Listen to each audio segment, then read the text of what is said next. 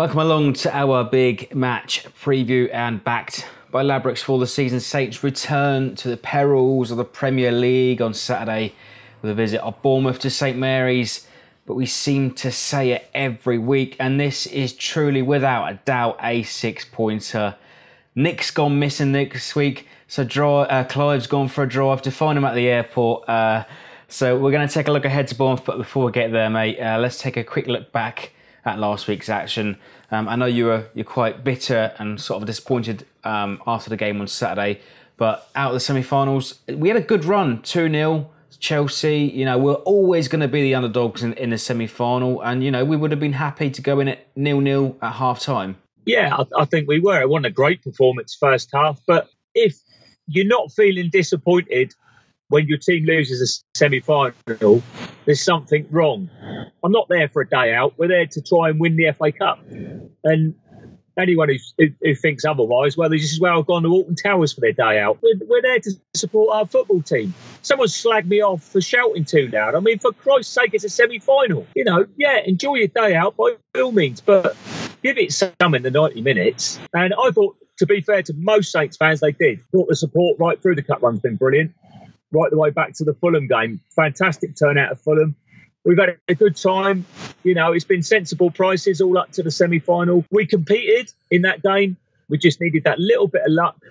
And certainly, when you look at the referee's decision for the disallowed goal and why it didn't go to VAR, that is a massive mystery. Yeah, we will touch upon that in just a second as well. But the second half, within 30 seconds, Mark Hughes' team talk is suddenly out the winner. Giroud dances, twinkle toes through 3 defenders, pokes it in after 30 seconds in. We've suddenly got a mountain to climb. And then later on, about 10 minutes left, Barata, a headed goal, which Hoot unforgivably ducks out of. It's sad, especially that second goal.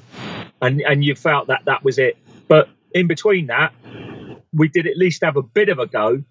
But it just felt like Chelsea were coasting along, really. We just didn't have the things that you needed to go in a semi-final. Who knows, if we got that equaliser, then the impetus would have been with us. Yeah, we didn't have a luck again. So many times this season where it's been dubious refereeing decisions. This time the VAR wasn't even called upon. It was barely even a brush on the goalkeeper. Ruled out once again. Denied by referees. How many times this season? Well, we just hope that these last few games that we get a decision ourselves. Perhaps that might be a bit controversial, but tips the balance our way, because you can count certainly the Watford game. That's cost us at that particular time of the season. An away win would have been fantastic for morale and fantastic just to keep us out of that bottom. There has been things that gone against us, and we just hope that in these last few games we get the rub of the green, because that's the only way we're going to get out of this. We have to win games now. I don't think draws are much use, to be honest. Actually, to be fair, we probably had one time this season where we got away with that type of thing, and it was earlier this season against Bournemouth at the Vitality. Seemed like an absolute stonewall penalty tackle from Sofiane Boufal on Adam Smith.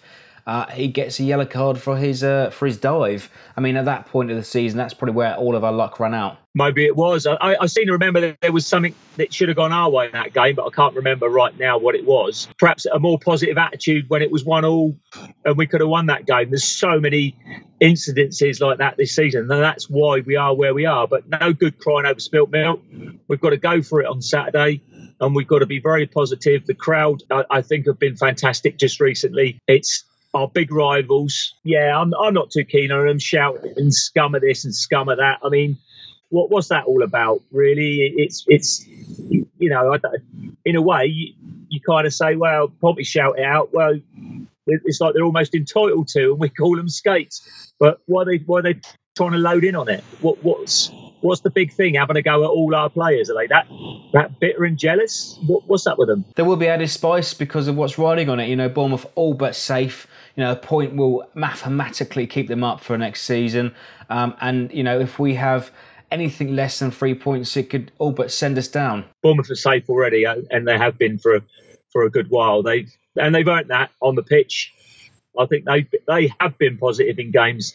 And I think their biggest, should we say, positive things is when they've gone behind in games. They've been really, really good at coming back, and I respect that. just don't respect some of the crap that comes out of the mouths of some of their supporters, to be fair. You know, they've been the comeback kings this season, winning more points from losing positions than anybody else in this league. 19 points, 5 wins, 4 draws. And that is something we've severely struggled with this season, is actually seeing games off and defending a lead. That's right, mate. But we've been going on about it. So many games, both Huddersfield games, we really should have got as a minimum 4 points instead of the 2 that we got. Brighton, you could say the same, 2 points, should have been 6. You know, Bournemouth away should have been 3 points. But it's no good. You can't keep going back. We've got an unlikely chance of surviving, but if you see your chance, you take it and you go for it. And that's what we've got to do on Saturday and be very positive. I think the players have shown a good deal of effort in the last few weeks. I just think the West Ham game was West Ham and Newcastle were disaster, but other than that, I think they put a shift in. Yeah, and I think it's going to be a really feisty affair actually at St Mary's on Saturday. You know, the Bournemouth fan that I spoke to calls it a Saints Cup final for once. I mean, in the times that they've been in the Premier League and every time that we played them, it's been their cup final. They will want to have the last laugh in this time. Yeah, of course they will, but we've got to go out there and take the game to them and just do the good things that we did against Chelsea and have the confidence, if you do get ahead, to go and see the game out. I think that's important. I think some of our football has been okay. You know, it's been quite progressive since Mark Hughes got here. It's definitely a more professional approach. It's just that the confidence was shattered and confidence will only be rebuilded by results. This is the last chance. It's simple as that. Absolutely. And, you know, we saw only 1 or 2 changes at the FA Cup semi-final last weekend. We went up for a 5-3-2, eventually kind of going for a 4-4-2 with Gabbiadini and Austin still on the pitch towards the latter stages. I mean, what sort of team do you expect to see? Do you think he should shake it up or just go gung-ho? I don't know about gung-ho. You've got to be very careful in games like this. But I think the main thing is to be strong in that second half. Saints Bournemouth games have been quite weird in that one team always seems to dominate one half and then the other team comes back. And it's almost gone vice versa. And it's really weird. I don't quite understand it. But then you saw that with Liverpool last night in the European Cup, absolutely battering Roma. And then at the end, Roma could have got 3 goals in 10 minutes. And so, I don't know. We've just got to go out and be very hard physically, be very strong. You know that if anything with Bournemouth's weak spot, it's their defence. And if you can put serious pressure on them, you can score a goal or 2. But then when you do get ahead, that's the time to really be disciplined and don't give them the chance to come back because, as you said before, their record is excellent in terms of coming back from being behind. Yeah, the best in the league according to the statistics. But one player in particular who seemingly won't be on the pitch this weekend, Sofiane Boufal, apparently excluded from training because he's refusing to warm up in the Premier League game against Chelsea. I mean, what do you make of all of this? I mean, certainly a lot of tabloids are running with it, and some things do pull together considering Mark Hughes' comments a week or so ago about who he knows who will and won't fight for our survival. An unnecessary distraction. I'd like to think that Mark Hughes will install a level of discipline in the team. And even if we do go down, that's needed for next season, without a doubt. You need to up the discipline. You need to make the players aware of what it means to the supporters. You know, it's just one of those things that happen from it's always going to happen at a club, especially in bad times. Things like this will always happen. But sometimes it shows the true colours of the player, unfortunately. Does he really have the fight? Does he have the feeling for the city? Does he have the feeling for the club? I don't really think so. He's a talented lad. He can do very special things. But when he does those special things, it doesn't go on and hurt the opposition. I was really excited by him when he came here. I really thought he was going to be something quite special. But he's not kicked on. He does his tricks in areas that don't hurt the opposition. I think it's as simple as that. He can be a game changer. We saw it once this season already. Yeah, that was a goal. You know, the goal against West Brom, fantastic. But sometimes when he does his tricks out on the wing, he's created a bit of space, but then he doesn't do anything with it, and doesn't do anything positive out of the move. So the crowd might go, "Oh, fantastic!" But what's it done for the team? And that is the bottom line right now. It's all about teamwork. It's all about everybody being together.